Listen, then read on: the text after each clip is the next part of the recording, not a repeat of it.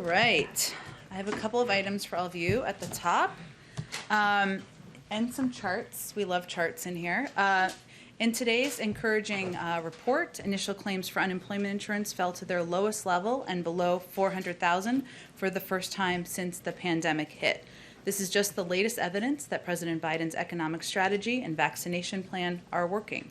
While weekly data can be volatile, since taking office, average claims have fallen by about 50%, which you can see in this chart over the course of time, and by more than 100,000 in the last month alone. And earlier this week, the Organization for Economic Cooperation and Development, the OECD, as it's commonly known, one of the leading bodies in analyzing economic growth around the world, increased their projection for U.S. economic growth this year to 6.9%, due to the strength of the American Rescue Plan and our pandemic response to get Americans vaccinated and lift our economy out of the crises that we inherited. In fact, the United States is the only major industrialized nation to have its growth projection through 2025 revised upward. We also learned earlier this week that manufacturing activity in May was near its highest level in more than 15 years. Okay, I also wanted to note, which many of you saw this morning, that our Deputy National Security Advisor for Cyber, Ann Neuberger, who's been here a couple of times, released an open memo to corporate executives and business leaders, urging them to take immediate steps to address the threat of ransomware.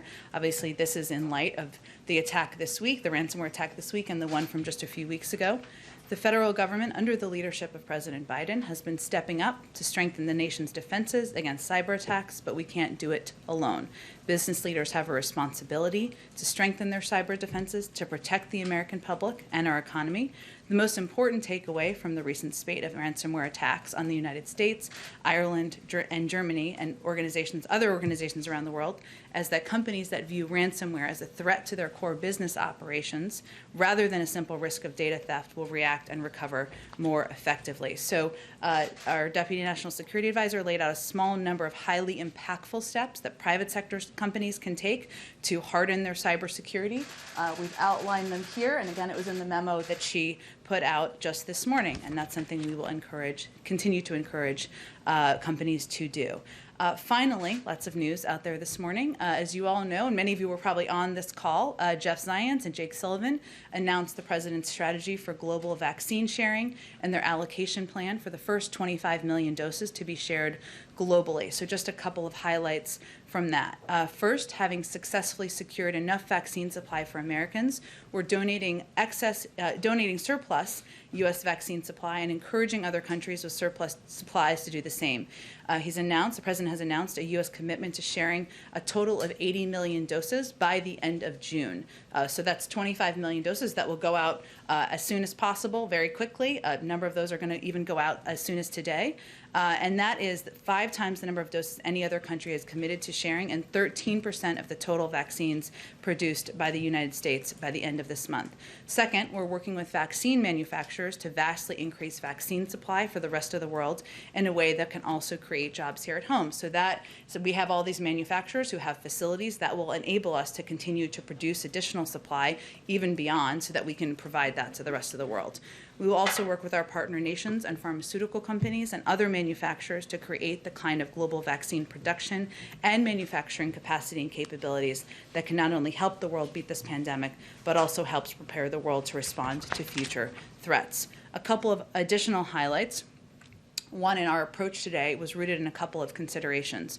One, ensuring vaccines are delivered in a way that is efficient and equitable and follows the latest science and public health data. 2, providing vaccines for populations across different regions and those most at risk, as well as nations experiencing surges, high burdens of disease, or low vaccination rates. And finally, as the President said, we will not use our vaccine supply and the doses we're sharing with the world to secure favors from other countries, and that's a value from the United States. So today we announced that we're sharing at least 75% of these vaccines, which is approximately 19 million, through COVAX, of the 25 million, I should say, that are going out, through COVAX, which will facilitate equitable distribution to reach those most at risk. So approximately 6 million for Latin America and the Caribbean, 7 million for South and Southeast Asia, 5 million with the African Union and Africa CDC. And we're sharing 25% of these vaccines with countries with immediate needs and to help with surges around the world. as final determinations are made about additional supply and where it's going, we will provide that to all of you, but wanted to convey how we'd be approaching this and where the initial set of supply is going.